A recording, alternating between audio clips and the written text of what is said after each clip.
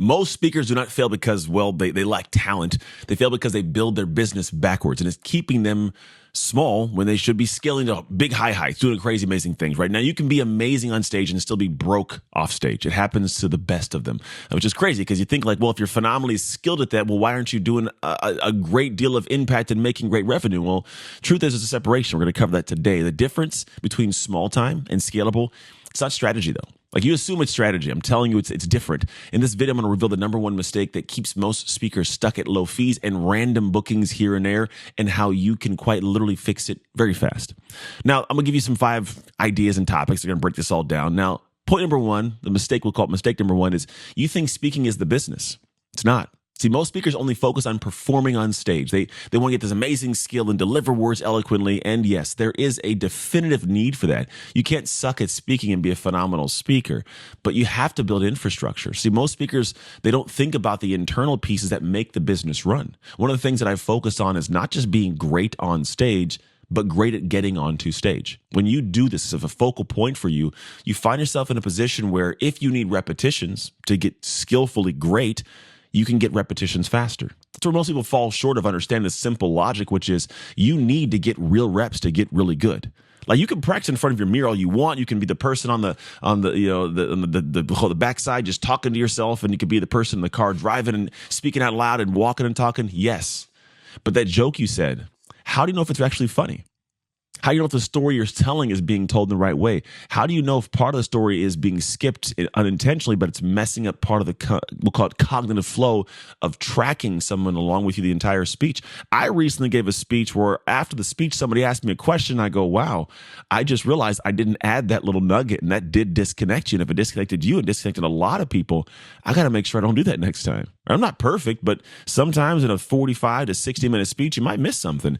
And that happens sometimes. So making sure you pay attention is a big piece of it, but that's just a skill set. That's got to be developed through repetitions, which only happens when you're really on stage. But the thing is, how do you get the reps? How do you get on stage more often? How do you make sure you do that? See, speaking in front of a front door to a business is not the entire house, right? If you stop at, we'll call it the applause, you stop at small. What I mean by this is if you just give the speech and you stop right there, you don't get to grow big or make big impact. See, there should be infrastructure behind how you deliver your entire business to the world. And one of the things that is a vehicle to deliver your business and your message to the world, well, it is your speaking, but it can't be all of it. And you have to have an infrastructure that puts you in a position to deliver more speeches more frequently so you get more repetitions to get better faster. Without that, you're just hoping. Now, the other part of it that most people have as an issue in their business is they have no repeatable systems, which means maybe you get a speech and you're doing phenomenal, right? I'm up on giving my speech and that's the whole focus, right? I can't wait to deliver it. I do it. And they get off a stage and you're unemployed. You have no other speech lined up, right? There's no growth. So you have random gigs, and that equals random income. You have to have a repeatable system in place that allows you to know how you can turn the volume up and the volume down of your speaking business, or the intensity up, intensity down, or the bookings up or the bookings down, right? If you're just out here hoping you get a speech someday, that is not a strategy. There's no system in place. You must have systems at every stage of your business. And this is not the first time you've heard this. You've heard it many times before. You just haven't done this. Why have you not done it? I don't know. Right? Maybe you don't know how to do it. Maybe no one showed you. Maybe you've never even sought out learning. Maybe you have an apprehensive fear that if you actually do this properly, you're going to get a lot more opportunities and you're not ready for the opportunities just yet. Whatever the reason may be, there's going to be something in there. But scalable speakers, they have systems for everything that matters. I'm going to cover them real quick, some that I think are most important. I'll kind of go back and give you some ideas on how to do this. But ideally, you want to have systems for your outreach, for your lead follow-up once you actually get someone to respond to you, for client onboarding, we'll call it. If it's not just onboarding, it's like discovery calls and getting them to be caught up to speed of what your needs are to help perform for them. Post-event upsells, what are you doing beyond the stage, what I call speech spin, and then systems that can create consistency in all these things moving. Maybe you have to create content and create emails, and you have to do a lot more outreach. There should be a system to create those things before they get put into the flow. So you need to think about, for example, first outreach. You must have a cadence and a system that allows you to compile a list of leads or get a list of leads, and then from that list of leads, be able to organize them into the order of whether it's going to be bureaus or planners or meeting planners or events directly, or just certain contacts you have. And then from there, you need to have some way that you're systematically doing outreach, sending that list an email from you or a contact from you in some way that initiates discussion. right? That's one system. Then let's say that you do all that, you don't get many responses, but you do get some, and then they have now leads, right? Lead conversation picks up. Well, how are you following up with that lead? Are you hoping that they all of a sudden book you with this one thing being done? Are you in a position where maybe the follow-up that you're doing is engaging and warming them up to you and your message? Are you sending certain assets over? And when are you sending those assets over? What does that follow-up process look like to finally get a sale? Then you should have a system, which I didn't talk about momentarily, a moment ago. We'll say, I got words, I promise. Sometimes it'll come out perfectly. But you need to have something that allows you to go, here's how I get onto a call with a potential lead. Here's how I close the deal. Here's how I get myself booked with this potential opportunity. If you don't do this, or don't have this in place, you'll fall short of having the success you really could have because, well, technically, you lost an opportunity and a chance to get on a stage and serve somebody because you didn't handle that system properly. Right? You got to have a repeatable process for how you go from they're talking to me to I'm getting booked. And then you must have some kind of an onboarding process. Once somebody says yes to you, it can't just be nothing. And it can't be stumbling around. You may lose that gig before you actually get it solidified if you don't have any kind of systems for onboarding people. And then what do you do once you've got all this stuff done post-event? How do you make sure that that one speech is turning into more speeches, more coaching, more consulting? It can't be, again, off of guesswork. It's got to be systems put in place. And then this creates consistency for all things, and they all feed into each other. So my big recommendation to you is don't rely upon hope, rely upon systems and put the systems in place and get them running. Now, other part of this is, we'll call it point 3, is you confuse popularity with profitability. There are so many people that you've seen on social media. You may not know about the backside of it, but I know some people that have phenomenal followership, millions, but are broke. I don't know how it happens. I got people I know that have no followership and are wealthy. Now, you may assume that nowadays everybody who has money has a big social media following. That's not the case. I meet people all the time that are rich and no one knows they exist on planet Earth, right? They don't even have social media at all. But we also confuse someone having 1 million followers with them having $1 million in a bank that match that. And it's not the case because at the end of the day, for us, social media vanity metrics do not equal booked gigs.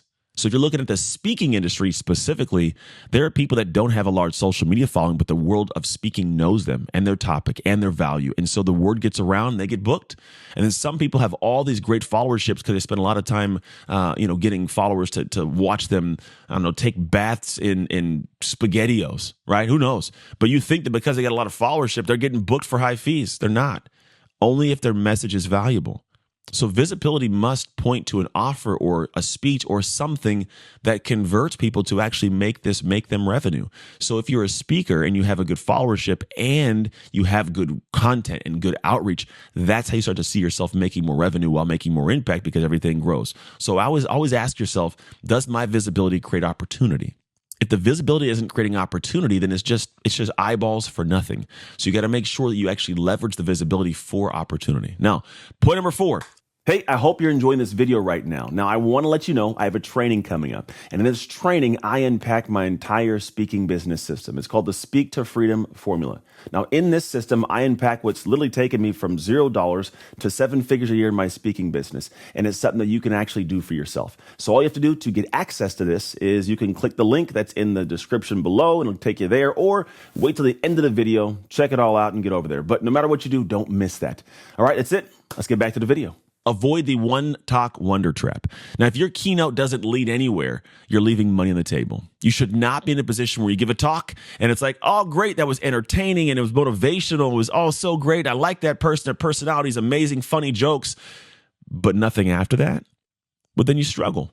You will struggle to get more speeches because you're hoping people like you, where you should be a solution to an audience. A solution to a problem that a meeting planner or a bureau agent or an actual company is seeking to find someone to come in and solve for them. That's how you get revenue. That's how you grow over time. You can't just be, I had a great talk, great energy, and that's it. So every talk should seed the next coaching opportunity, the next speaking opportunity, the next consulting opportunity. You should design your content within your actual speech and beyond the speech with scalability in mind. Meaning if you have some solution that's worked into the words and the threads and the fabric of your talk, there should be an opportunity at the end of that to continue the conversation with you, to allow you to actually serve them beyond what would be done just in a stage setting. Because most people don't think about the fact that the speech was great and engaging and people loved it and they shake your hand outside and they want to say hi and thank you. but are they going to actually work with you beyond that? Can you leverage that attention into income? Because some people, all they have is coaching programs. They can amazing consulting programs, and they can serve people so well when they get a chance, an opportunity to go deeper with them. But their ability to get people to know they exist is harder if they're not on a stage. So they have to go and find advertisements to make it happen, networking all day, phone calls, emails back and forth. Whereas you, well, if you're on a stage and you talk to 2,000 to 5,000 to 10,000 people and you get their information in a certain way, then now you can initiate discussion with somebody who can now work with you and hire you to coach them or consult them, which means you make more revenue, but you don't have to do all the up and down stuff that somebody else had to do to get the exact same client. In fact, they likely paid to get that coaching client, paid to get the consulting opportunity, whether it was through outreach or ads. Whereas for you, you got paid. You were on a stage serving, doing an amazing job. People loved it. You got paid to do it. And it gave you leads to be able to leverage as conversations for coaching, consulting, more speaking later on. That's how it should be done. So step 5, we'll call this, is build a real business model.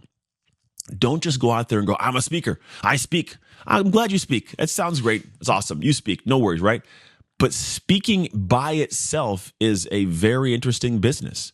Because either you're on a stage and you're killing it, and every dollar you make is from you speaking words, which is great in the short term, but long term, it's hard to maintain that. Energy wise, impact wise, we have cycles sometimes of popularity where people come in and they go out pretty quickly. So can you do that only? It's tough, right? You also want to think that your model needs to be able to leverage stuff beyond just you trading time for money. Can you leverage your intelligence, intellectual property into a solution that could make more for people, and then model this to where not just you are the only one involved in the business, but other people, team members can help you leverage and grow and serve and all the kind of things, right? So you have to know how the model works. You must know your pricing, know your upsells, know your back-end offers. You got to treat speaking like an engine, not a performance.